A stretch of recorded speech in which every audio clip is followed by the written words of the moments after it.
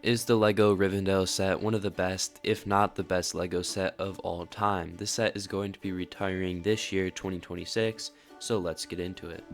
This set released on March 8th of 2023 and came in with a set number of 10316 and included 6,167 pieces. This set includes 15 highly detailed minifigures and has a retail price of $500. Like I said, this set was released in March of 2023, so it's been about over actually 3 years since this set has been released. And needless to say, most of you guys watching have probably heard of this set, and if you somehow haven't heard of it or seen it, you should get out under the rock you've been living under and go look it up for yourself. Like I said, this set includes 15 highly detailed minifigures, plus I believe 6 statue figures, which LEGO does not include in its list of minifigures for this set. All the minifigures in this set, in my opinion, are almost perfect. It's crazy how many different molds and like new prints LEGO made for this specific set, which is pretty unheard of. I've never really seen this before in a LEGO set. It's also great to see with the minifigure selection that you get, I believe, all of the Fellowship of the Ring in this set, which I would have been pretty disappointed if we did not get that. And you also get a couple additional side characters as well. Moving on to the build, my first impression was that the camera makes this set look a lot smaller than it actually is, and you can only really see its true size once you see it in person. Overall, the build of this set though is absolutely phenomenal. I had a lot of fun building it, and it did take me a little bit. I built it in chunks though, I didn't like grind it out in big sections. I kind of did a little bit here and there, so that's part of the reason why it took me so long.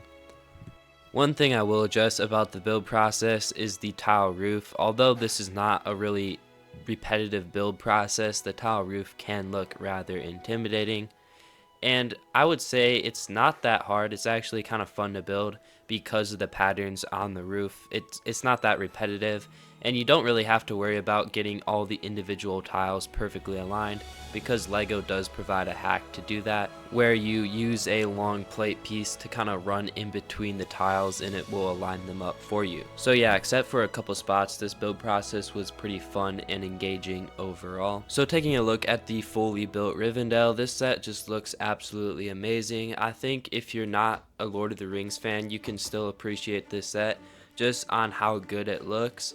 It can actually split up into 3 different parts as seen on screen, and this makes it super easy to move and display it. The individual sections themselves do not look good on display, but you can take certain sections out of the build and display them separately. These include the Fellowship of the Ring council area and also the white gazebo above the blacksmith shop.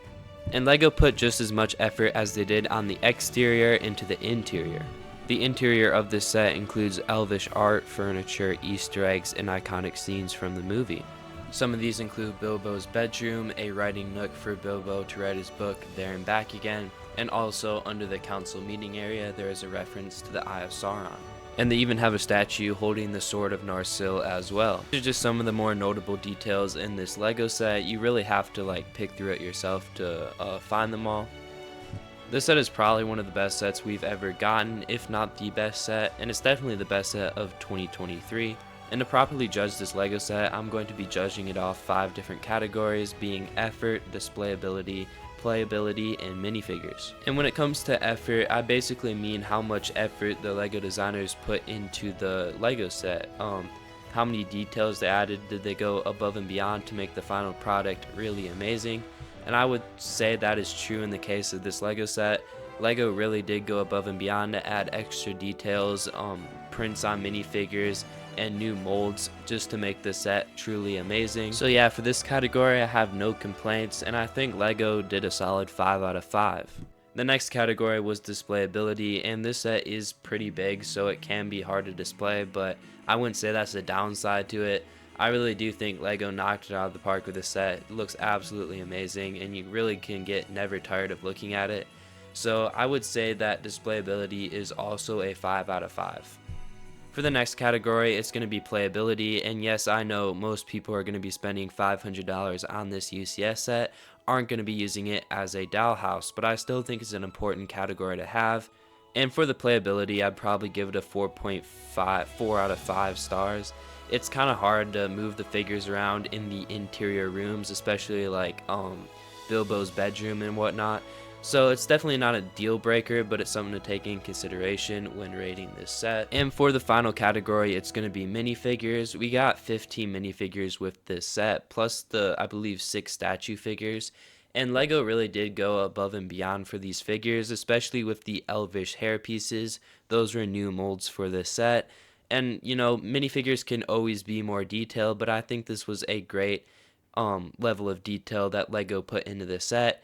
So I would give the minifigures a 5 out of 5. So going back over the scores, effort is a 5 out of 5, displayability is a 5 out of 5, playability is a 4 out of 5, and minifigures is a 5 out of 5. And looking back, I think I could even add a 5th category, being value. And this set's value is pretty good. The price per piece is about 8 cents, which is pretty decent for a set of this size, and also taking into consideration that you get a lot of custom prints, molds, and minifigures made specifically for this set. So this would mean that the final score is a 4.75 out of 5. Would I say this is the best LEGO set of all time? Probably not. I mean, there's a lot of great sets out there to compete with this. So yeah, I would say it's at least a top 3, and at most it's tied for first. Anyways, thanks for watching, and see you in my next vid.